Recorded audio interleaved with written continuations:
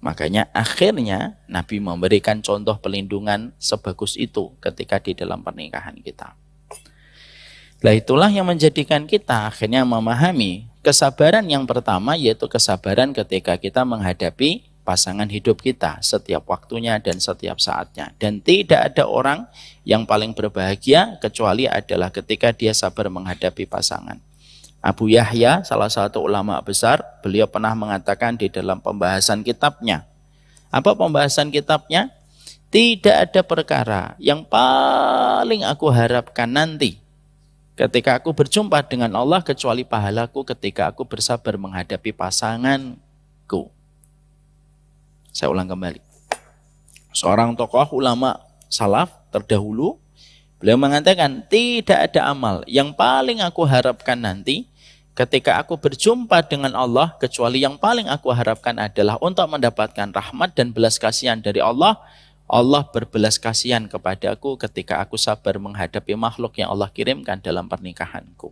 Selamat datang di channel Tauhid Istiqomah. Semoga video ini bisa membawa berkah untuk kita semua. Amin. Alhamdulillah, tentunya kita senantiasa bersyukur kepada Allah.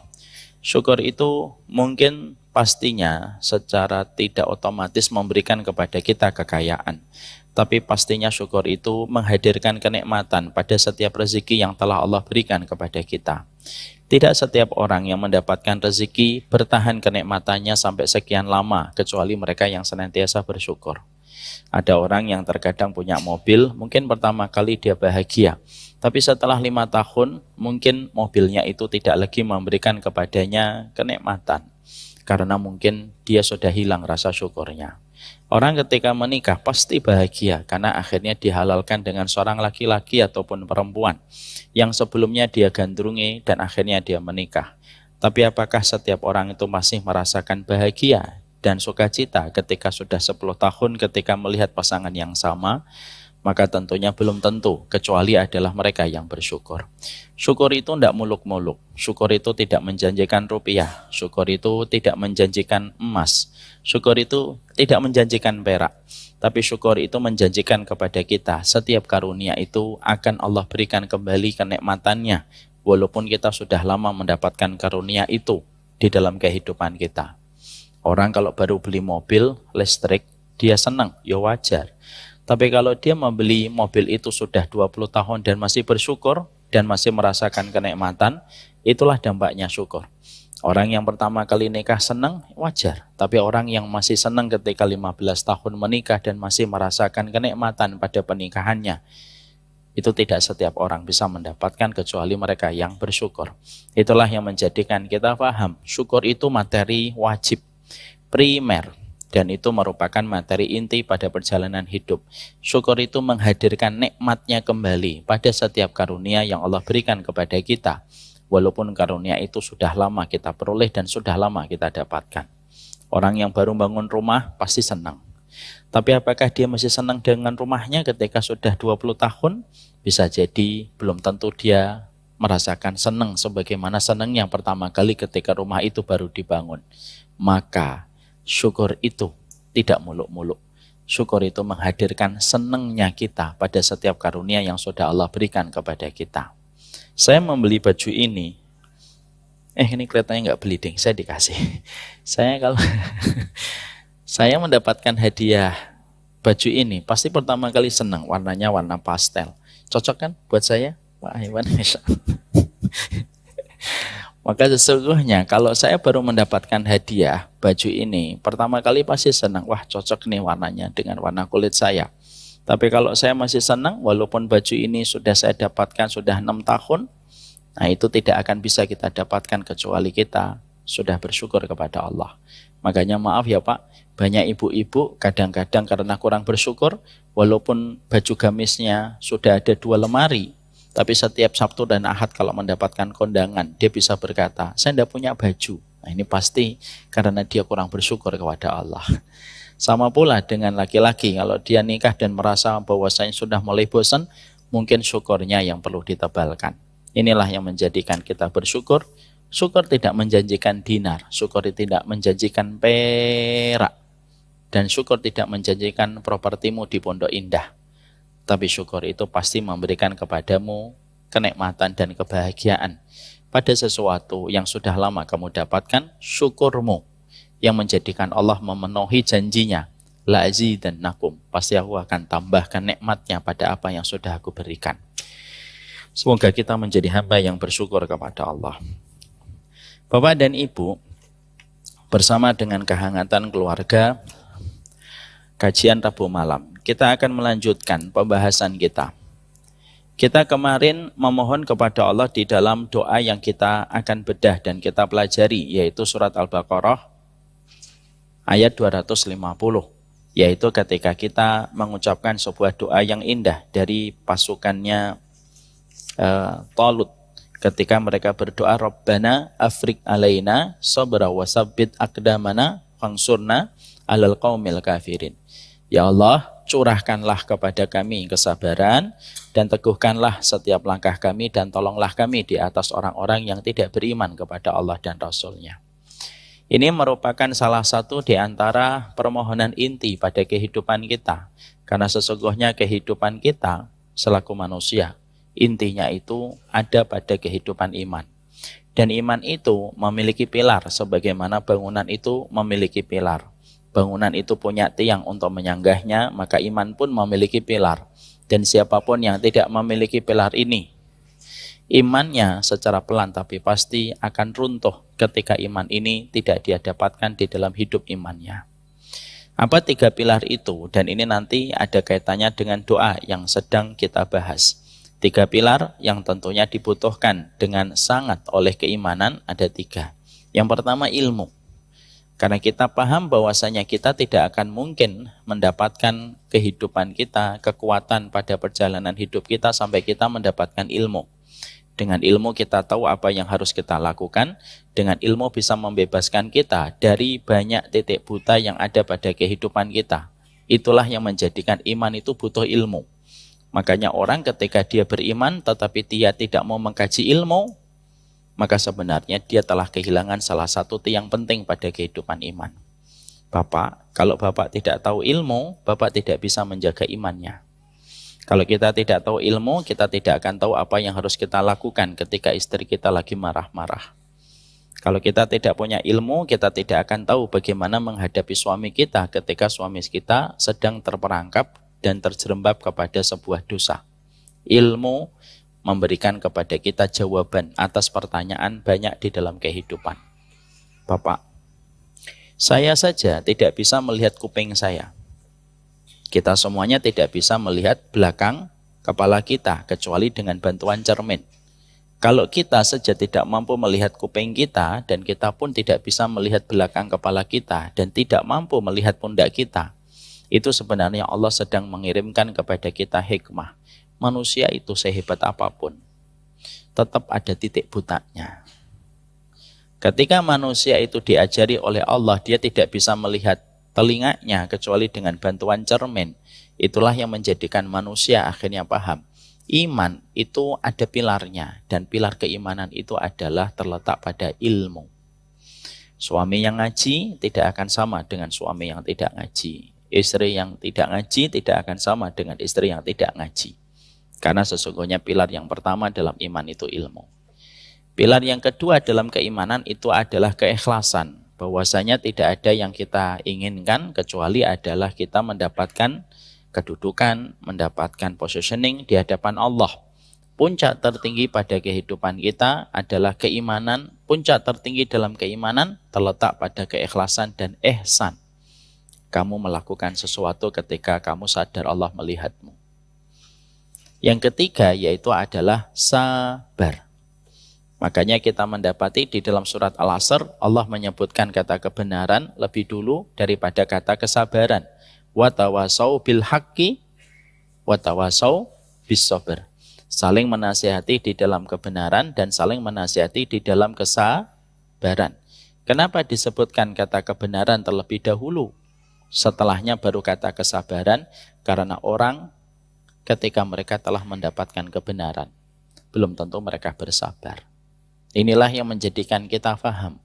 Doa yang Allah firmankan di dalam surat Al-Baqarah 250, menjelaskan kepada kita bahwasanya ini merupakan inti permohonan kita kepada Allah, yaitu ketika kita memohon kepada Allah bukan meminta sabar, tapi mencurahkan kesabaran dalam kehidupan kita. Afrogo yang kita sebutkan di dalam doa pada ayat ini, artinya itu kalau bahasa kita sehari-hari itu ngecor, Pak. Bapak melihat kalau ada orang membangun bangunan, ada besi-besi yang tegak, yang bentuknya itu kotak-kotak gitu. Setelah itu kan diisi dengan semen dan dicor. Proses pengecoran itu di dalam bahasa Arab kurang lebihnya disebut dengan kata afrogo.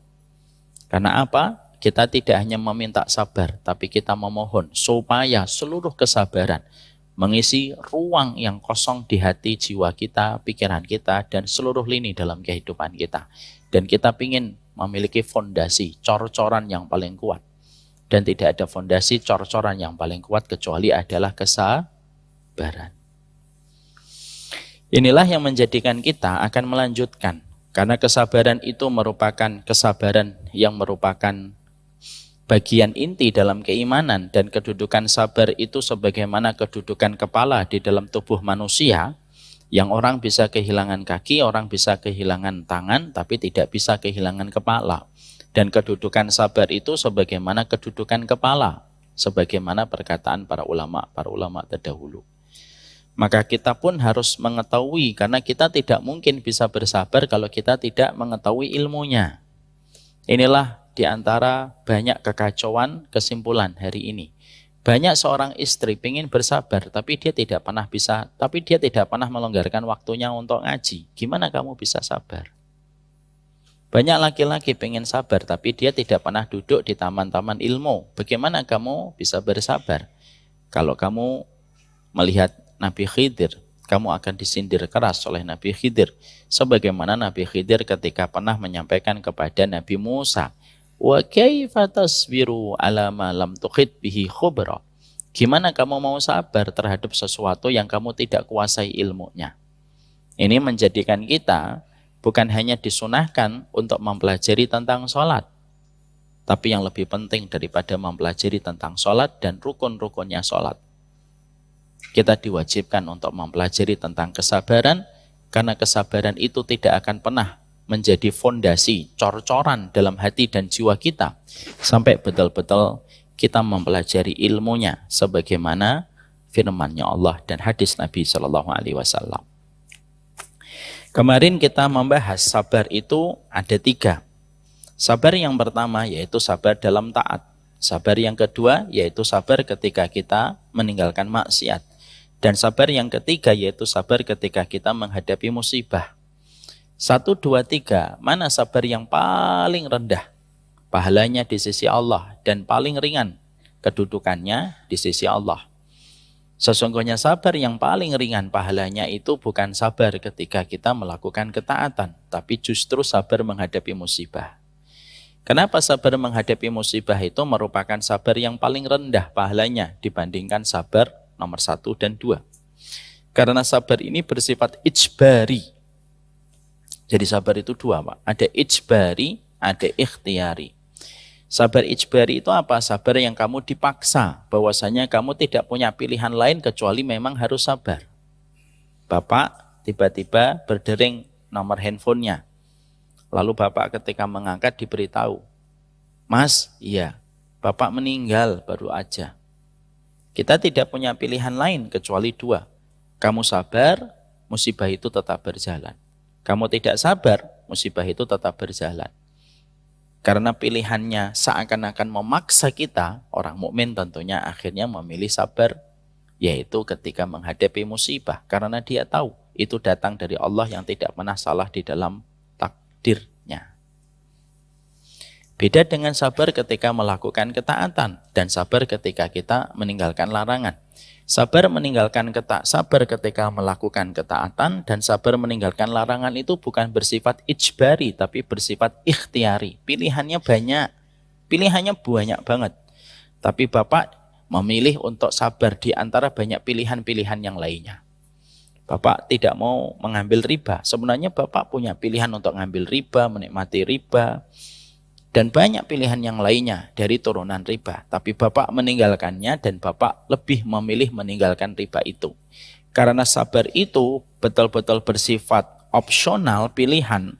Itulah yang menjadikan pahalanya semakin besar di sisi Allah. Karena apa? Semakin banyak pintu yang Bapak tutup dan Bapak membuka hanya satu pintu, yaitu pintu kesabaran. Itulah yang dinamakan sabar yang paling gede. Sabar di dalam taat dan sabar ketika kita meninggalkan larangan. Maka kita pada pekan lalu juga membahas sabar dalam ketaatan itu setidaknya rangkumannya, intinya, core-nya itu ada 5 di dalam sabar ketika melakukan ketaatan. Sabar yang pertama, sabar ketika kita berkeluarga. Yang kedua, sabar ketika kita menuntut ilmu. Sabar yang ketiga, yaitu adalah sabar ketika kita berbakti kepada orang tua. Yang keempat, sabar ketika kita berinteraksi kepada banyak manusia. Dan di dalam kita berdakwah. Dan yang kelima, yaitu adalah sabarnya kita.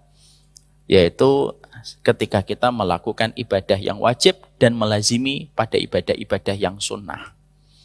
5 inilah yang disebut sebagai puncak dan puncak dari berbagai macam kesabaran. Makanya kemarin kita baru membahas 1, yaitu adalah kita memahami di antara sabar yang paling puncak, yaitu adalah sabar ketika kita bersama dengan pasangan kita. Makanya kemarin kita sampaikan bahwasanya sabar kepada suami kita dan sabar kepada istri kita itu betul-betul membutuhkan kesabaran puncak pada kehidupan kita. Karena berkeluarga itu bukan festival kita menikmati rasa cinta, tapi berkeluarga itu seni ketika kita mengharapkan ridhonya Allah di balik segala ujian yang kita jumpai dan kita dapatkan dari pasangan hidup kita. Itulah berkeluarga.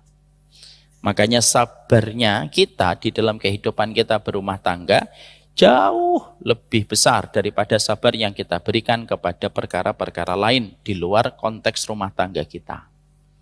Kemarin saya sampaikan, Pak, sabar sama istri 2 kali penyaringan sabarnya. Sabar sama suami itu pun 2 kali penyaringan sabarnya. Dan tidak bisa kehidupan rumah tangga kecuali algoritmanya 1. Harus dengan kesabaran. Kenapa sabar kepada istri 2 kali penyaringan dan sabar kepada suami 2 kali penyaringan? Para ulama lalu menjelaskan, Bapak ketika Bapak sabar sama istri, saya sabar sama istri, maka sesungguhnya ada 2 yang kita berikan dalam 2 kali kesabaran. 1, karena sesungguhnya istri kita cukupi kebutuhan sandang, papan, dan pangannya, semuanya, tapi kita harus bersabar terhadap segala kekurangannya ketika dia merupakan makhluk yang bengkok. Lalu dia paling sering melupakan kebaikan seorang suami. Fitrahnya perempuan itu bengkok, fitrah bengkoknya itu sering lupa kebaikan suami. Itu yang mengatakan bukan saya loh ya. Jangan, ibu-ibu jangan emosional dan sentimental. Yang mengatakan bukan saya. Makanya kita memberikan kesabaran kita kepada istri kita 2 kali sabar. Kenapa? Ya tadi, semua sandang, papan, dan pangan kita yang mencukupi semuanya. Sampai urusan minum pun, sampai urusan makan pun kita diberikan kewajiban untuk memberikan nafkah. Maaf ya Bu dan Bapak, kalau ada laki-laki sudah tidak memberikan nafkah, pada dasarnya dia sudah jatuh kedudukannya sebagai seorang suami. Karena qawwamah, kepemimpinan dalam berkeluarga yang paling minim, yang paling bawah. Qawwamah itu memberikan kecukupan sandang, papan, dan pangan. Makanya di dalam pembahasan fikih detail dibahas. Dalam 1 bulan berapa kali makan telur. Dan dalam 1 bulan berapa kali makan daging. Ya, dan para ulama beda-beda. Ada yang mengatakan 1 pekan 1 kali telur. 1 bulan minim 1 kali daging. Ya. Maka sesungguhnya seorang suami ketika dia telah memberikan sandang, papan, dan pangan, maka dia akan mendapati seorang wanita, kecuali yang dirahmati oleh Allah. Wanita itu merupakan makhluk yang paling amnesia ketika menghitung kebaikan yang telah diberikan oleh seorang suami, tetapi dia akuntan paling handal menghitung setiap jejak kesalahan yang dilakukan oleh suaminya. Dan itu ada pada setiap wanita, Pak. Jangan merasa istri kita doang. Enggak, itu fitrah yang melekat kepada setiap perempuan. Makanya Imam Ahmad ketika akan menikahkan putranya yang bernama Abdullah, maka beliau mengatakan, nak, kamu nanti akan menikah dengan seorang wanita yang kamu berkewajiban memberikan cintamu, memberikan kasih sayangmu, memberikan nafkahmu kepadanya. Tapi ingat ya, dia merupakan makhluk yang paling cepat lupa terhadap kebaikan yang pernah kamu berikan di dalam hidup. Jadi nanti kalau saya dan Bapak menjumpai ini, jangan kaget. Karena itu pun sudah disampaikan oleh Rasulullah supaya kita tidak menjadi laki-laki yang kagetan kalau mendapatkan itu. Makanya apa yang menjadikan seorang wanita banyak masuk neraka bukan karena zinanya, bukan karena tidak menutup auratnya, bukan. Tapi almost kebanyakan wanita itu dimasukkan ke neraka sebagaimana sabda yang sudah sering kita dengarkan di dalam banyak majelis ilmu ketika mengutip sebuah hadis Nabi. Yakfurna bil ashir. Mereka itu kufur sama suaminya. Kalau suaminya telah melakukan banyak kebaikan, lapisan kebaikan demi kebaikan, lalu suaminya melakukan satu kesalahan. Begitu cepatnya seorang wanita disergap oleh perasaannya, lalu dia cepat berkata kepada suaminya, Mali ra'aitu minka khairun qattun. Kenapa sih kamu jadi suami itu kok tidak ada kebaikannya sama sekali? Maka tetap sabar.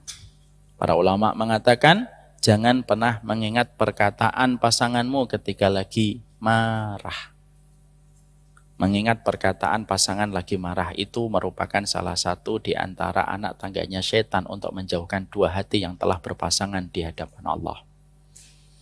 Istri kita lagi marah-marah itu semua perkataannya, lupakan ya Allah perkataannya. Karena memang kelemahan perempuan ada di mana? Kelemahan perempuan ada di lisan. Kelemahan laki-laki ada di mana? Di mata. Makanya siapapun yang mampu bersabar menghadapi bagaimana seorang wanita yang cepat sekali berkata dengan perkataannya dan difikirkan setelah perkataannya itu diucapkan, siapapun yang bersabar berarti Anda telah menjadi walinya Allah.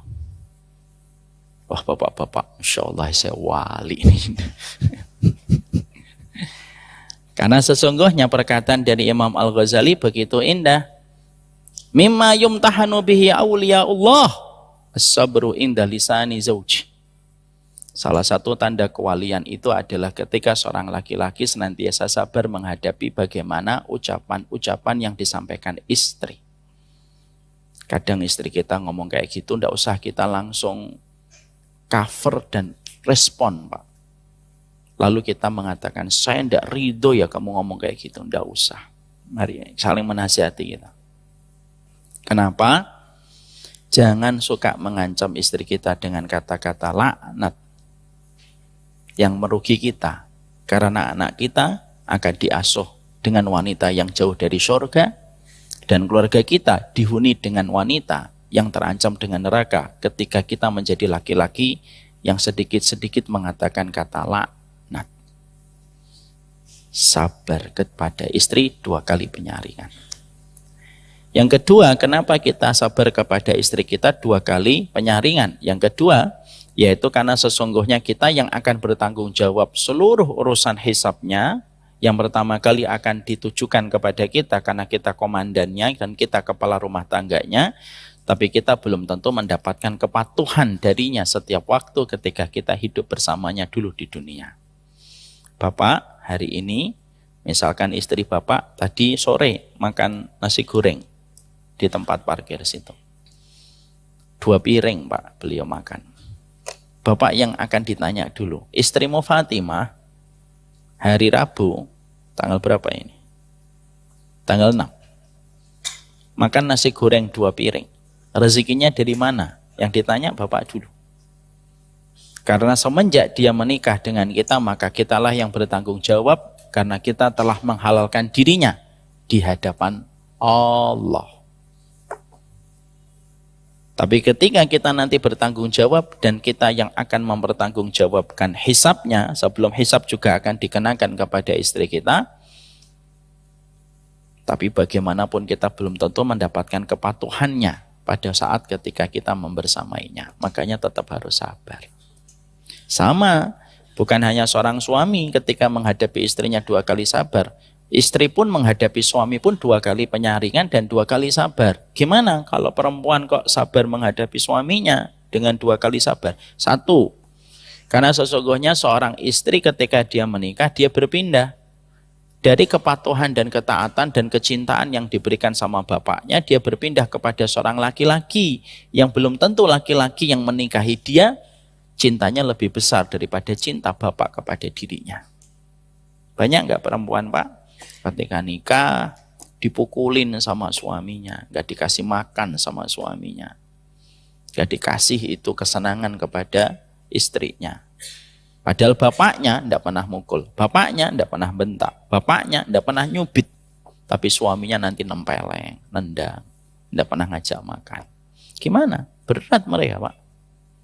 Mereka berpindah dari seorang laki-laki yang telah merawatnya, tapi laki-laki itu pun tidak bisa melakukan apapun kepada putrinya. Karena rasa cinta, rahmat yang ada pada hatinya. Dan diserahkan kepada seorang laki-laki yang boleh melakukan apa saja kepada putrinya itu. Itu berat sekali. Dan kalau kita adalah seorang bapak yang punya anak perempuan, pasti bisa merasakan. Ya, Pak D, Pak Haiban merasakan. Berat melepaskan seorang perempuan itu kepada laki-laki yang kita belum tahu apakah dia nanti mencintai anak kita ataukah tidak. Dan dia harus memberikan ketaatan kepada laki-laki itu lebih daripada ketaatan yang dia berikan kepada bapak dan ibunya. Itu kan berat, Pak. Dia semenjak nikah, hari Sabtu menikah, hari Senin tiba-tiba datang panggilan bersamaan. Misalkan dia punya telepon 2 berdering. Yang satu nomor bapaknya, yang satu nomor suaminya. Mana yang harus dia didahulukan? Kalau dalam konteks hasanah fikih, dia harus nerima telepon suaminya dulu dan membiarkan telepon itu sang bapak. Secara hasanah fikih kayak gitu. Berat atau tidak berat? Berat. Makanya dia memberikan 2 kali kesabaran. Karena dia harus betul-betul berusaha untuk mencintai dan memberikan loyalitas kepada laki-laki yang dia tahu ini cinta dia kepada saya kalah jauh dengan cintanya bapak kepada saya. Yang kedua, kenapa perempuan itu harus memberikan 2 kali penyaringan sabar kepada sang suami? Yang kedua, gimana dia tidak memberikan 2 kali sabar, Pak?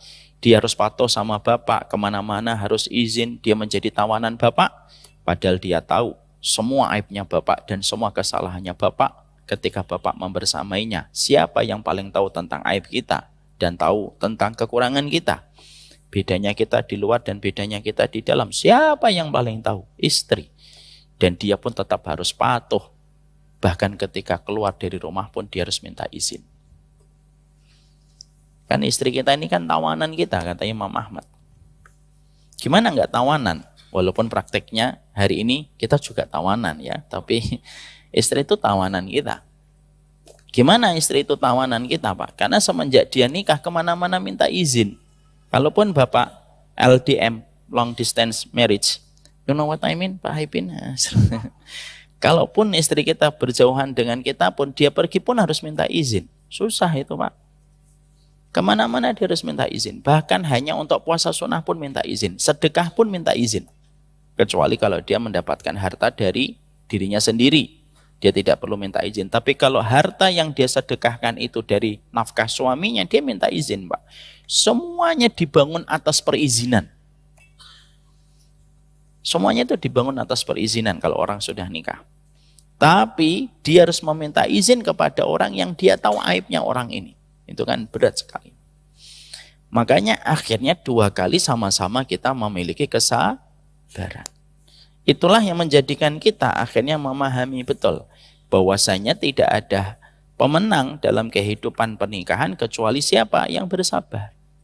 Siapapun yang bersabar. Dan siapapun yang mengharapkan pahala di sisi Allah ketika dia telah menikah, bukan karena ingin mendapatkan kebaikan dari pasangan, tapi dia terus berbuat baik kepada pasangannya karena dia tahu dia dilihat oleh Allah. Nah, itulah orang yang mereka itu menjadi pemenang dalam kehidupan pernikahan ketika mereka terus memberikan kesabaran. Makanya Masya Allah ya, kalau kita sampai mendapatkan pada pasangan hidup kita, lalu betul-betul diuji, maka itu termasuk salah satu perkara berat. Tapi kalau kita ikhlas menghadapinya dan menerimanya, maka sesungguhnya kita dekat dengan rahmat. Karena Allah membersamai orang yang berbuat baik, dan Allah paling senang ketika kebaikan itu pertama kali diberikan kepada keluarga ketika dia bersabar. Makanya doanya Nabi apa? Doanya Nabi itu bagus banget, Pak. Allahumma inni a'udzubika min zaujin tusyayibuni qablal masyib.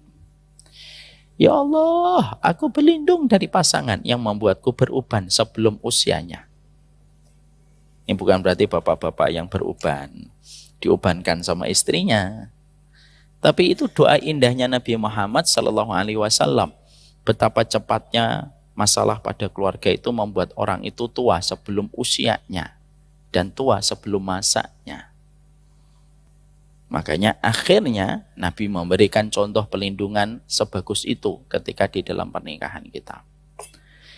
Nah, itulah yang menjadikan kita akhirnya memahami kesabaran yang pertama, yaitu kesabaran ketika kita menghadapi pasangan hidup kita setiap waktunya dan setiap saatnya. Dan tidak ada orang yang paling berbahagia kecuali adalah ketika dia sabar menghadapi pasangan. Abu Yahya, salah satu ulama besar, beliau pernah mengatakan di dalam pembahasan kitabnya. Apa pembahasan kitabnya? Tidak ada perkara yang paling aku harapkan nanti ketika aku berjumpa dengan Allah kecuali pahalaku ketika aku bersabar menghadapi pasanganku. Saya ulang kembali. Seorang tokoh ulama salaf terdahulu, beliau mengatakan tidak ada amal yang paling aku harapkan nanti ketika aku berjumpa dengan Allah kecuali yang paling aku harapkan adalah untuk mendapatkan rahmat dan belas kasihan dari Allah. Allah berbelas kasihan kepadaku ketika aku sabar menghadapi makhluk yang Allah kirimkan dalam pernikahanku. Dan ini konteksnya untuk suami kepada istri, istri kepada seorang suami. Makanya kalau akhirnya kita dalam pernikahan itu akhirnya cuma cinta, ya cinta itu terkadang sabarnya hilang. Makanya indah perkataan dari Umar bin Khattab, awukilal buyuti alal hub, fa'ainar ri'aya,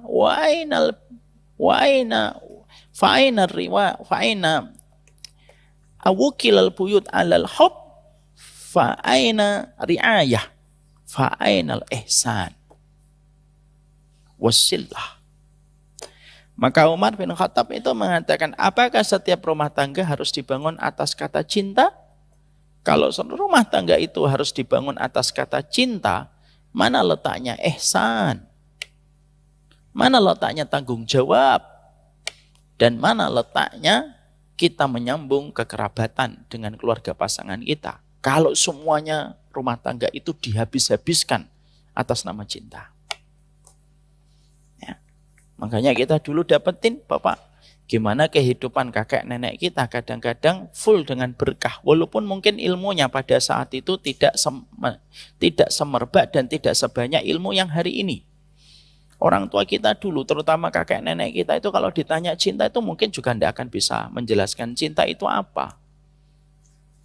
Tapi kehidupan rumah tangganya itu ya adem ayem gitu. Walaupun mereka tidak pernah mengetahui arti cinta itu apa. Tidak pernah mengetahui kata-kata romantis gitu. Quality time, act of service. Orang weruh Pak mereka masalah gituan. Tapi kakek nenek kita tuh dulu tenang. Ya nggak Pak Haiban? Tenang gitu. Kalau ditanya, Mbah, act of service Mbah, opo nang act of service nang? Nggak tahu mereka act of service Pak. Love language Mbah, opo love language itu nggak ngerti. Tapi Masya Allah, saya banyak melihat ketika di tahun 80, tahun 90, saya melihat kehidupan rumah tangga kakek nenek kita itu adem banget. Walaupun dakwah tidak sebanyak hari ini, dan walaupun LC tidak sebanyak hari ini, tapi banyak keberkahan yang kita jumpai dari keluarga-keluarga kita terkasih. Hari ini, Pak, kajian di mana-mana, taklim di mana-mana. Tapi kehidupan rumah tangga hari ini banyak sekali yang mengalami turbulens yang berat. Maka itulah yang menjadikan kita akhirnya memahami betul sabarnya kita kepada suami kita dan sabarnya kita sama istri kita itu betul-betul kesabaran yang terus kita berikan. Kalau bapak merasa berat, istri kita pun merasa berat. Kalau istri kita pun merasa berat, sama suami kita juga merasa berat dengan versi yang berbeda. Kita ini sama-sama bersabar, hanya dalam versi yang berbeda. Itu saja. Dan jangan memaksakan bahwasanya pengorbanan kita samakan dengan ukuran pengorbanan pasangan kita. Kadang-kadang suami kita tidak berkorban dengan ini, tapi berkorban dengan yang lainnya. Kadang-kadang istri kita tidak berkorban dengan ini, tapi kadang-kadang berkorban dengan yang lainnya. Maka melihat seluruh kebaikan yang dilakukan olehnya tanpa hanya fokus kepada satu perkara, tapi melupakan banyak perkara, itu salah satu keberkahan memandang keluarga kita. Mungkin bapak punya istri, masaknya tidak enak pak. Lebih enak kalau bapak pergi ke warteg Jaya Bahari. Tapi mungkin istri bapak, walaupun masaknya tidak enak, tapi dia senantiasa mau ketika melahirkan anak-anak bapak dan tidak pernah protes. Berapapun bapak ingin punya anak dari dirinya. Mungkin kadang kita menjumpai dan kita mendapati suami kita, mungkin waktunya tidak terlalu banyak. Tapi bisa jadi dialah orang yang paling peduli ketika kita sakit dan paling tidak bisa mendapati kabar bahwasanya kita meninggal dunia lebih dulu daripada dirinya. Kita nggak pernah tahu. Jangan memaksakan frekuensi pengorbanan kita harus sama persis dengan frekuensi pengorbanan pasangan kita. Karena setiap orang itu selalu menjadi yang terbaik menurut versinya yang tidak selalu harus sama. Makanya kita kembalikan pada konsep kita berkeluarga. Ini saling menasihati dan ini nasihatin saya banget. Perkataan dari Imam Al-Ghazali itu apa? Konsep tertinggi dalam pernikahan adalah ihsan. Itu kalimat paling bagus yang pernah saya baca tentang pernikahan. Jadi nanti kalau misalkan ibu sedang berbuat baik sama suaminya dan suaminya belum bisa membalas, ihsan, Allah yang melihat saya. Selesai. Bapak ketika melakukan sesuatu, sedang mengerjakan sesuatu di rumah, tiba-tiba istrinya lagi bad mood pak. Banting pintu kak, ngeletakkan gelas sampai retak. Padahal bapak lagi istirahat sebentar, hari Sabtu, karena dari Senin sampai Jumat bapak kerja. Bapak ngomong, ihsan, Allah yang lihat. Maka itu yang akan memberikan keringanan. Puncak tertinggi dalam kehidupan rumah tangga adalah ihsan. Tapi nama suami saya bukan Ihsan, Ustadz Arman. Ya enggak apa-apa, Ihsan aja. Sehingga kita bisa mendapatkan kebaikan itu. Untuk bisa membangun kehidupan kita pada perkara-perkara ihsan, para ulama setidaknya memberikan kepada saya dan kepada kita semuanya nasihat. Ustadz, gimana caranya kita supaya kita bisa mendapatkan ihsan dalam kehidupan kita berumah tangga? Supaya kita tidak menyandarkan bahagia itu kepada perorangan. Nah, kita harus ingat kata Ali bin Abi Thalib, jangan menyandarkan kelapangan hidup berdasarkan manusia.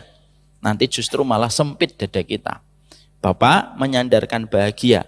Ketika istri begini dan begini, bapak nanti akan kecil hatinya dan sempit jiwanya. Ibu, kalau ingin lapang hatinya dengan syarat suami harus begini dan harus begini, nanti malah sempit hatinya. Karena kita harus ingat perkataan Ali yang sangat indah. Apa perkataan Ali? Siapapun yang menyandarkan ketenangan hidup kepada orang, maka dia akan siap dengan kekecewaan. Saya ulang kembali, ini nasihat untuk saya. Siapapun orang yang menyandarkan ketenangan hidup dengan orang lain, maka dia akan siap dengan kekecewaan. Karena apa? Karena tenang dan lapang itu sejatinya harusnya datang dari diri kita dan bukan datang dari orang lain. Maka kategorinya adalah tetaplah menjadi ikan yang tawar kulitnya walaupun kita berada di lautan yang asin. Apa empat perkara yang menjadikan kita senantiasa bisa menata kesabaran kita supaya kita bisa menghadirkan ihsan Supaya kita kalau berdoa Rabbana afrik alaina sabra, kita paham. Sabar yang paling kita butuhkan adalah sabarnya kita menghadapi dirinya yang telah menjadi takdir terbaik yang Allah kirimkan kepada kita. Ada 4 perkara. Yang pertama, kita harus selalu ingat bahwasanya dalam kehidupan kita ketika kita terus mencipinkan atau menginfuse terus kesabaran di dalam hati kita ketika kita berkeluarga, yang pertama yang menjadikan kita berlatih kesabaran itu adalah karena sesungguhnya kita harus paham hampir sebagian besar kehidupan keluarga bersama pasangan itu akan mempertemukan kita dengan perkara-perkara yang membuat kita wajib bersabar. Karena kita menikah bukan untuk bahagia, tapi kita menikah supaya kita bisa beribadah kepada Allah. Allah lalu menyampaikan kepada kita di dalam surat At-Taghabun ayat yang ke-14, ya ayyuhalladzina amanu inna min azwajikum wa auladikum aduwwal lakum fahdharuhum. Maka sesungguhnya Allah pun sudah mengingatkan kepada kita di dalam surat At-Taghabun ayat yang ke-14. Wahai orang yang beriman, sebagian dari pasanganmu dan sebagian dari anak-anakmu itu adalah menjadi musuh bagimu. Fahdharuhum, maka hendaklah kalian itu waspada. Lalu Allah menyampaikan, wa in ta'fu wa tasfahu wa taghfiru fa innallaha ghafurur rahim. Tapi kalaupun kalian mendapatkan bahwasanya musuh kalian itu, bahwasanya pasangan kalian itu musuh, Allah membuatkan kepada kita sebuah jalan keluar. Tapi kalau kalian memaafkan, berlapang dada, dan memberikan maaf, sesungguhnya kamu akan mendapati Allah itu Maha Pengampun lagi Maha Penyayang. Kita mendapati ini merupakan ayat yang pertama untuk menjelaskan kepada kita bahwasanya untuk melatih kesabaran pada kehidupan kita pada pernikahan, kita harus selalu waras untuk mengingat. Bukan kamu saja yang diuji dengan pasangan, sebagaimana ratusan juta orang yang pernah hidup di atas muka bumi ini pun mereka diuji dengan pasangannya. Dan Allah sampaikan itu di dalam surat At-Taghabun ayat 14. Supaya kita tidak memulai hidup kita dengan narasi sebagai korban pada kehidupan takdir. Ya, Nabi Yusuf itu Pak, bertubi-tubi ujiannya ibu-ibu. Tapi Nabi Yusuf tidak pernah menggunakan diksi pada hidupnya dengan mengatakan saya korban dari takdir yang tidak indah. Tidak pernah. Makanya kita lalu diberitahu oleh Allah di dalam ayat ini. Apa sih fungsinya ayat ini? Ayat yang ke-14 surat At-Taghabun memberitahukan kepada kita supaya kita tetap sadar. Sadar secara utuh, hadir secara penuh. Bahwasanya sebagian besar pada kehidupan keluarga itu mereka diuji bahwasanya pasangan itu menjadi musuh. Ketika yang satu pengen ke barat, pasangannya ke timur. Ketika pasangan ingin ke utara, pasangannya ke selatan. Dan itu sudah disampaikan oleh Allah supaya kita tidak menjadi laki-laki dan perempuan yang cepat kagetan kalau tiba-tiba itu kita jumpai pada kehidupan pernikahan kita. Kenapa Allah buatkan surat At-Tolak, Pak? Kenapa Allah buatkan surat At-Tolak? Ya terkadang memang ketika dialog dan islah tidak lagi bisa memberikan kebaikan, ya kadang-kadang tolak itu menjadi jalan keluarnya. Walaupun ini bukan jalan keluar pertama yang diberikan oleh syariat. Tapi disitulah kita akhirnya mengerti. Untuk melatih kesabaran kita, maka sesungguhnya kita harus mengerti betul.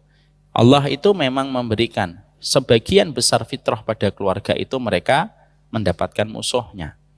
Sehingga ketika kita sadar kita bukan seorang diri di atas muka bumi yang mendapatkan pasangan kita, memberikan ruang ujian pada kehidupan kita, maka menjadikan kita bisa lebih lega. Karena kita bukan seorang diri dan kita bukan satu-satunya yang paling menderita di dalam kehidupan pernikahan kita. Kamu merasakan sabar, dia pun merasakan sabar. Kamu meneteskan air mata, maka dia pun meneteskan air mata. Karena sama-sama kita berada pada perjuangan dalam versi yang berbeda. Laki-laki telah berjuang, perempuan pun telah berjuang dalam versi yang berbeda-beda. Dan tidak harus sama versi itu. Makanya surat At-Taghabun ayat 14 memberikan kepada kita sebuah narasi yang sangat indah untuk menjadi petunjuk. Jangan pernah merasa seorang diri ketika diuji dengan pasangan hidup.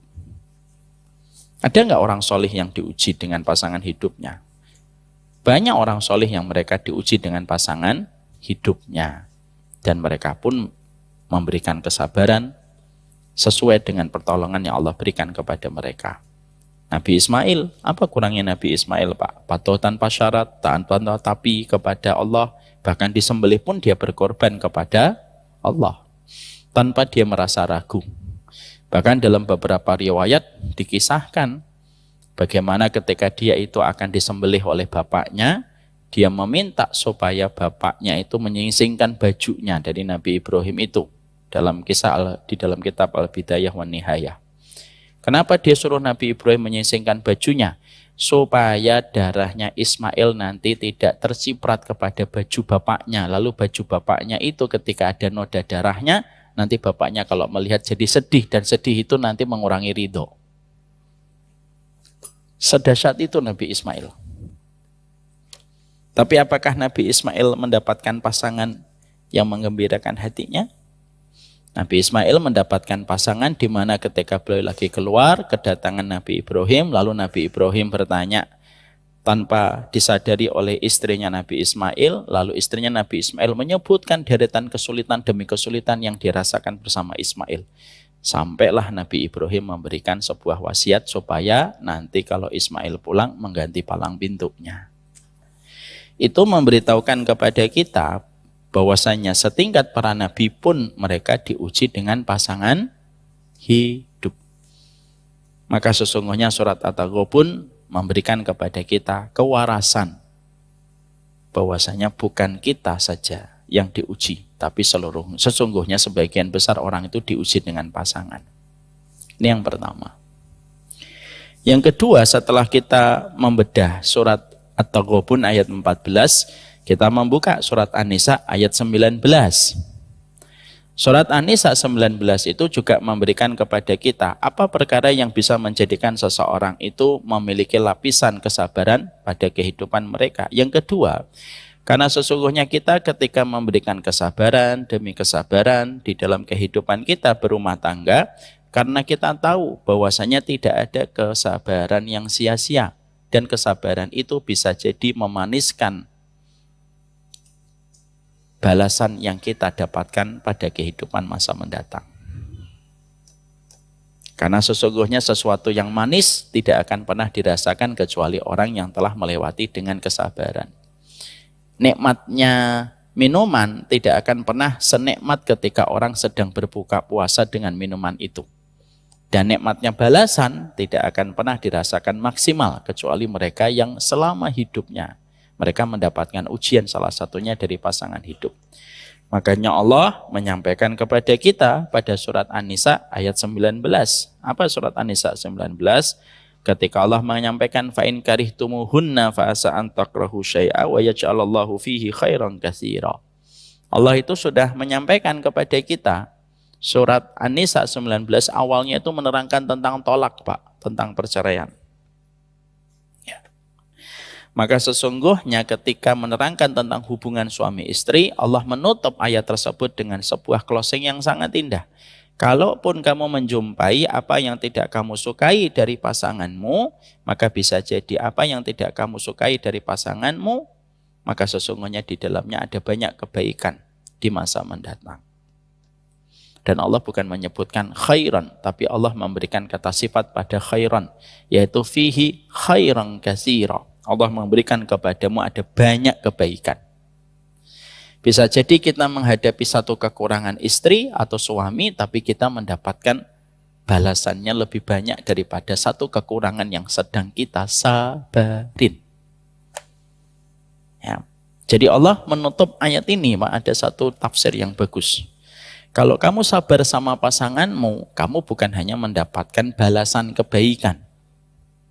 Nanti dibedah ya di rumah sama pasangan kita.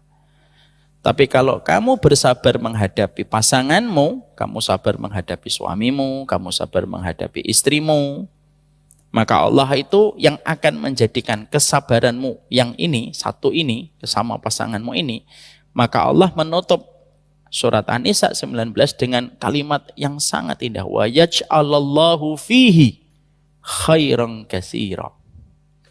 Allah itu sering menyebut kata khairan berdiri sendiri, Pak. Tapi ketika Allah menyebutkan balasan bagi orang yang sabar kepada pasangannya, Allah tidak menyebutkan kata khairan berdiri sendiri. Tapi Allah menyebutkan kata khairan ditambahi dengan kata sifat, yaitu kasiro. Kasiro itu bukan hanya dikasih kebaikan, tapi kebaikan yang banyak. Allah ketika menyampaikan tentang masalah tentang yang taat dan berbuat kebaikan, Allah menyebutkan khairan. Tapi ketika Allah menyebutkan engkau berbuat baik dan sabar terhadap apa yang tidak kamu sukai dari pasanganmu, Allah berikan kepadamu banyak kebaikan dan bukan satu kebaikan. Ya, jadi saya ingat ada sebuah kisah, saya itu qadarullah, lupa nama ulama ini. Saya cari-cari di kitab sampai sekarang belum ketemu. Tapi saya pernah baca. Ada satu ulama yang dia itu sangat terkenal dengan kefakihannya dan kewaraannya. Maka ada seseorang dari muridnya bertanya kepada beliau, kenapa engkau menjadi orang yang luar biasa fakih dan warok semacam ini? Maka ulama itu berkata, ini karena kesabaran bapakku menghadapi kecerewetan ibuku. Nah, dia jawabannya begitu. Maka sesungguhnya kisah nyata ini relate sekali dengan apa yang Allah sampaikan di sini. Kenapa sabar tetap harus kita berikan kepada pasangan hidup kita? Karena kebaikan sama pasangan itu tidak pernah sia-sia. Innal birra la yabla. Kebaikan itu tidak pernah usang, kebaikan itu tidak pernah expired. Nah, makanya ada satu kajian yang bagus. Bertengkar itu lumrah. Berselisih itu wajar. Yang tidak wajar itu ketika salah satu pasangan sampai rela berkata, sampai 3 berkata, aku berbuat baik sama dirimu, maka sesungguhnya semuanya sia-sia. Nah, itu yang aib. Itu yang aib. Berarti dia menganggap bahwasanya kebaikan dia kepada pasangan itu hanya mengharapkan pasangan itu bisa meresponnya. Dan dia melupakan Allah ketika sedang kecewa. Tidak boleh. Makanya yang kedua, menebalkan kesabaran di dalam kehidupan kita. Kita harus selalu ingat ujung ayat pada surat An-Nisa 19. Wa yaj'alallahu fihi khairan katsira. Allah tahu nggak kalau bapak sabar menghadapi istri? Allah tahu. Mana yang Allah tidak tahu?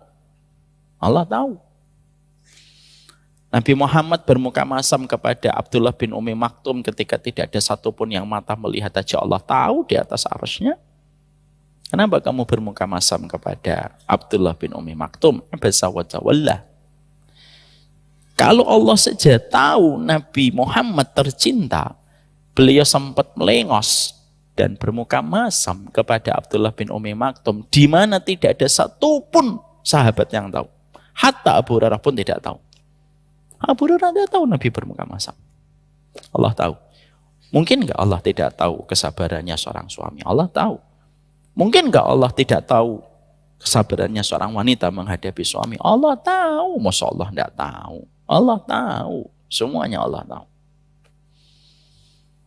Yang menjadi masalah itu kadang-kadang kita kalau lagi jadi suami atau menjadi istri lagi kecewa, kita merasa seakan-akan tidak ada orang yang tahu kesedihan kita menghadapi pasangan kita. Padahal Allah tahu, Allah mengerti, Allah yang paham. Dan Allah yang paling tahu sampai batas mana kesabaranmu yang kamu berikan kepada makhluk yang Allah kirimkan kepada kehidupan kita. Ya. Maka yang kedua, ingat, wa yaj'alallahu fihi khairan katsira. Ayo ulang Pak, bareng-barengnya Pak sama saya dan Ibu. Bismillah. Wa yaj'alallahu fihi khairan katsira. Ya. Ulang-ulang ini untuk kita bacain dalam dada. Kenapa saya bisa mengatakan itu? Saya mengambil pelajaran dari Ibnu Taimiyah. Ibnu Taimiyah itu kalau terkadang beliau sedang merasa agak mulai futur, maka Imam Ibnu Taimiyah itu sering membacakan iyyaka na'budu wa iyyaka nasta'in. Hanya kepadamu ya Allah kami menyembah dan kepadamu kami meminta pertolongan. Nah, ini bisa kita ambil sebagai contoh. Kalau bapak dan ibu lagi dalam kondisi berat, ada sesuatu yang bapak dan ibu tidak sukai dari pasangan, dan ternyata itu terkadang berlarut-larut, tidak selesai-selesai, maka katakan sama kita, wa yaj'alallahu fihi khairan katsiran. Nanti bapak baca itu. Pas bapak baca itu, istrinya juga sama membaca itu, wa yaj'alallahu fihi khairan katsiran. Nanti dua-duanya membaca. Tapi di situ kita mendapati bahwasanya tidak ada kesabaran yang terus kita berikan kepada pasangan kita, kecuali yang harus kita ingat, Allah akan memberikan kepada kita banyak kebaikan dan bukan satu kebaikan. Sabarmu satu, sabarmu dua, tapi balasannya dengan balasan khairan katsira. Ibnu Umar sabar sama istrinya, lahirlah Salim Pak yang menjadi ulama di antara kalangan tabi'in. Dan ketika Salim itu menjadi ulama, salah satunya Ibnu Umar mengatakan, ini kesabaranku untuk menghadapi istriku. Itu menjadikan kita akhirnya mengerti bahwasanya yang kedua, memberikan kesabaran pada kehidupan kita ketika menghadapi pasangan kita antara suami istri, memahami betul. Yang kedua, alasannya itu apa? Sesungguhnya kesabaran yang kita lakukan bersama pasangan kita tidak pernah menjadi sia-sia, tetapi akan menjadi sesuatu yang diawetkan oleh Allah, di-frozen oleh Allah dalam catatan hari. Dan tidak ada yang terlewatkan, kecuali semuanya pasti mendapatkan balasan ketika semuanya itu terjaga indah di sisinya. Ketika kita menjalani pernikahan itu adalah ibadah. Yang ketiga yang kita harus ingat, maka kalau kita sedang diuji dengan kesabaran ketika mendapati pasangan kita, maka ingatlah surat Asy-Syura ayat 30. Apa itu bunyinya surat Asy-Syura ayat 30? Allah menyampaikan kepada kita, wa ma asabakum min musibatin fabima kasabat aydikum wa ya'fu an katsir. Tidak ada musibah yang menimpa kepada dirimu kecuali musibah itu disebabkan karena ulah kedua tanganmu sendiri. Wa ya'fu an katsir, itu pun sebagian besar sudah dimaafkan oleh Allah. Artinya bisa jadi kita diuji dengan pasangan hidup kita, suami kita, istri kita sendiri. Yang mungkin kan itu pasti ada kaitannya dengan musibah itu kita dapatkan disebabkan apa? Mungkin disebabkan karena kemaksiatan kita, dosa yang pernah kita lakukan. Sehingga akhirnya kita mendapati pasangan kita tidak sesuai dengan ekspektasi hati kita, itu tidak lain dan tidak bukan. Evaluasinya adalah mungkin dulu kita pernah melakukan dosa, dan dosa itu yang menyebabkan hadirnya kepada kita ujian bernama pasangan hidup kita. Fudail bin Iyad, salah satu ulama besar, beliau pernah berkata, aku pernah melakukan kemaksiatan dan aku merasakan dampaknya pada keluargaku, istriku, anak-anakku, sampai tikus pun masuk ke dalam rumahku ketika aku bermaksiat. Nah, surat Asy-Syura memberikan kepada kita sebuah nilai evaluasi. Bisa jadi pasangan kita tahun ini, 2 tahun belakangan, kok tiba-tiba kita jadi sering bertengkar dan lain sebagainya. Itu mungkin karena kemaksiatan yang pernah kita lakukan. Mungkin ada riba, harta haram yang masuk. Karena harta yang haram itu memisahkan dua hati. Mungkin karena kita melakukan satu dosa, tanpa kita sadari dosa itu selalu mengundang kepada kita berbagai macam kesulitan. Sadar atau tidak sadar. Pelan tapi pasti kesulitan itu akan datang membersamai ketika kita melakukan kemaksiatan. Terutama ketika kemaksiatan itu dilakukan oleh kepala rumah tangga. Bapak, Ibu, dan diri saya sendiri. Ikan itu busuknya selalu dimulai dari kepala. Kemaksiatan yang dilakukan seorang bapak atau seorang suami, dampak kerusakannya jauh lebih besar dibandingkan kemaksiatan yang dilakukan oleh seorang istri dan anak pada kehidupan kita. Makanya laki-laki yang terus bermaksiat pada kehidupan keluarganya disebutnya dayus, ada penamaan khusus. Tapi perempuan yang bermaksiat tidak ada penamaan khusus. Makanya disitulah kita harus selalu ingat, terutama saya, bapak semuanya. Busuknya ikan selalu dimulai dari kepala. Nggak ada yang namanya busuknya ikan itu dari ekor, dari perut, dari tengah, nggak ada. Busuknya ikan selalu dimulai dari kepala, turun ke bawah. Bisa jadi downgrade-nya keluarga kita dalam keberkahan, dalam kehangatan, disebabkan karena kita sedang downgrade keimanan, lalu membawa dampak seluruhnya itu akan melambat. Layaknya kereta, Pak. Perumpamaannya itu begitu gampang untuk dipahami kalau kita melihat kereta. Kereta itu kepalanya itu yang menentukan perjalanan seluruh gerbongnya. Kalau kepalanya itu menaikkan kecepatannya 100 km per jam, semua gerbongnya akan 100 km per jam. Tapi ketika kepalanya yang bagian masinis itu menurunkan kecepatannya menjadi 50 km per jam, gerbongnya tidak ada yang 60 km per jam. Perumpamaan kepala rumah tangga pada kehidupan berkeluarga itu adalah kepala pada deretan gerbong. Dan bisa jadi setiap kesulitan, setiap kehangatan yang menguap, setiap keharmonisan yang menghilang, itu ada kemaksiatan yang dilakukan oleh seorang suami. Terutama dalam masalah harta. Janganlah masalah harta, jangan main-main sama masalah harta. Maka yang ketiga, memahami betul, evaluasi. Jangan merasa jadi paling baik. Ya, jadi ada kalimat bagus sekali, laki-laki itu jangan pernah merasa sudah melakukan ini dan itu. Memang laki-laki itu fitrahnya memang begitu, Pak. Semenjak dilahirkan, tanggung jawabnya besar. Kalau ada ibu menangis, pasti yang pertama kali disoroti anak lelakinya. Itulah jadi anak laki-laki, dari dulu memang begitu. Kalau ada suami begini, ada keluarga begini, yang disoroti pasti kepala rumah tangga itu suaminya. Memang fitrahnya laki-laki itu berat. Makanya dalam beberapa pembahasan kitab tarbiyah kepada aulad atau tarbiyatul aulad, ada pembahasan bahwasanya terkadang pendidikan kepada anak laki-laki agak berbeda dengan pendidikan kepada anak perempuan. Maka yang ketiga, perkara untuk meneguhkan kesabaran kepada kita, yaitu adalah ketika kita memahami, merenungi, meresapi surat Asy-Syura ayat 30. Semua terjadi karena sebab. Takdir tidak ada yang berdiri sendiri, kecuali takdir itu ada akar yang membentuk takdir itu berdiri.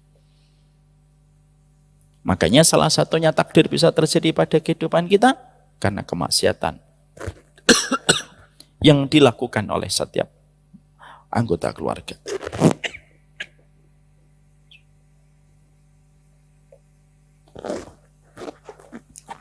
Yang terakhir, apa yang menjadikan kita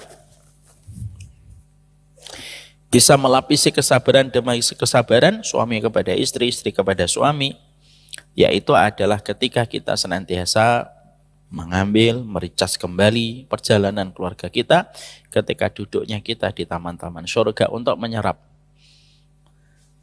kekuatan demi kekuatan supaya melahirkan kesabaran menghadapi pasangan hidup kita. Makanya laki-laki yang duduk di kajian tidak sama dengan laki-laki yang tidak pernah duduk di taman surga. Perempuan yang tidak pernah datang ke taman surga itu tidak akan sama dengan perempuan yang tidak pernah datang ke tempat taman surga. Dengan kita ngaji, kita akhirnya tahu, oh mungkin saya yang salah, oh mungkin saya lupa mentadaburi surat At-Taghabun, oh mungkin saya lupa dengan surat An-Nisa ayat 19. Akhirnya kita terbuka view-nya kita dalam menghadapi apa yang kita hadapi pada ujian kehidupan bersama dengan pasangan hidup. Dan kita harus ingat ya, yang kita harus selalu ingatkan adalah ujian apapun yang kita rasakan di dunia itu hanya bersifat sementara. Tadi saya ngobrol dengan Pak Hiban sebelum sholat Isya. Beliau tadi ngomong, waktu sekarang cepet banget ya. Baru kemarin Rebu, dah Rebu. Tahu-tahu sudah November, bentar lagi Desember, dah tahun baru lagi. Ganti tahun. Bapak Ibu tahu nggak? Kenapa Allah jadikan dunia ini cepat? Kenapa di akhirat itu 1 hari sebanding dengan 1000 tahun di akhirat? Allah mampu nggak menjadikan waktu di dunia itu lama? Mampu banget, kecil bagi Allah. Kun fayakun jadi. Tapi kenapa Allah jadikan waktu di dunia itu cepat? Ternyata itu tanda cintanya Allah kepada kita. Supaya yang beramal tidak penat dan tidak bosan. Supaya yang bermaksiat sadar, maksiatmu itu nikmatnya sebentar. Makanya dijadikan dunia cepat. Coba kalau dijadikan dunia itu 1 hari sebanding dengan 1000 tahun, Pak, pegel, Pak. Bapak nunggu kajian hari Rabu malam, nunggu 7000 tahun. Ya, kita akan bertemu kajian kembali hari Rabu 7000 tahun lagi insya Allah. Pegel Pak nunggunya. Lelah, letih. Makanya dijadikan akhirnya waktunya cepat. Makanya akhirnya nanti kalau kita dapat ujian bersama pasangan katakan dan kita afirmasi kepikiran kita, ini cepat kok. Makanya kata-kata bagus yang pernah saya baca di salah satu tulisan dari seorang ulama, bukan ulama lah, Musaqqaf itu kayak orang yang punya wawasan luas. Beliau menuliskan di kitab yang baru saja saya baca, katakan pada kehidupan dunia yang bergerak cepat, semuanya akan cepat berlalu. Supaya ketika kamu senang, cepat katakan, semuanya akan berlalu. Supaya kesenanganmu tidak menjadikan sombong. Kalau lagi kamu sedih, katakan kepada dirimu, semuanya akan berlalu. Supaya kamu tidak terlalu sedih berlarut-larut, karena kamu tahu semuanya akan berlalu. Makanya kalau kita ingin melakukan kebaikan, berat banget. Malam-malam jam 2 kita mau bangun, berat gitu. Katakan, semuanya akan berlalu. Supaya kita langsung tergerak untuk melakukannya, karena itu pun juga cepat kalau kita kerjakan. Sama-sama Pak, sudah 1 minggu dari minggu yang lain, dari minggu yang lalu. Yang melakukan ketaatan selama sepekan ini sudah berlalu. Yang tidak melakukan ketaatan selama sepekan ini pun sudah berlalu juga. Maka sesungguhnya dengan itulah kita semakin paham, semuanya akan berlalu. Supaya yang bahagia, jangan terlalu sombong, karena kebahagiaanmu hari ini ketika kamu diuji dengan kesyukuran, tidak menjadikan kamu lupa kepada Allah, karena semuanya bisa diambil tiba-tiba. Yang sedang diuji dengan pasangan pun mengatakan, semuanya akan berlalu. Bahwasanya tidak selamanya pasangan kita itu nguji kita dan memberikan kepada kita air mata. Pasti ada saat-saatnya kita akan tertawa bersama setelah kita meneteskan air mata karena kecewa oleh apa yang dia perbuat. 4 perkara itu melatih kesabaran saya, Bapak, dan Ibu dalam kehidupan kita berumah tangga. Surat At-Taghabun ayat 14. Surat An-Nisa 19. Kemudian yang ketiga yaitu adalah bagaimana ketika kita melatih kesabaran kita, sesungguhnya kita pun juga memahami betul ini dengan ilmu yang menjadikan kita bisa untuk senantiasa melatih kesabaran kita. Tidak ada orang yang paling patut mendapatkan kesabaran dalam kehidupan kita kecuali adalah pasangan kita. Seburuk-buruknya istri kita hari ini, sesungguhnya dia yang tetap membukakan pintu walaupun dia mengetahui semua aibnya kita pada perjalanan hidup. Seburuk-buruknya suami kita hari ini, bagaimanapun dia adalah orang yang bertanggung jawab di dalam hisab ketika nanti kita berdua dihadapkan di pengadilan Allah. Selalu ada alasan untuk bersabar dan tidak ada alasan yang paling indah untuk bersabar kecuali adalah ilmu yang memberikan kekuatan. Barakallahu fiik. Ini sabar yang pertama, sabar bersama dengan keluarga kita. Yang kedua, sabar bersama dengan orang tua kita. Yang ketiga, sabar menuntut ilmu. Yang keempat, sabar ketika berinteraksi dan ketika kita berdakwah. Dan yang kelima, sabar ketika kita melakukan ibadah yang wajib ataupun yang sunnah. Insya Allah kita akan bahas pada pertemuan kita selanjutnya. Pertemuan kita selanjutnya, sabar ketika menuntut ilmu. Konkretnya itu apa? Dan sabar ketika kita berbakti kepada ibu dan bapak kita. Wassallallahu ala nabiyina Muhammad. Walhamdulillahirabbil alamin. Mari kita pulang menuju kepada keluarga tercinta. Bagi yang belum menikah, kasihan ya, belum nikah-nikah. Gimana kamu akan melatih kesabaranmu kalau tidak segera menikah?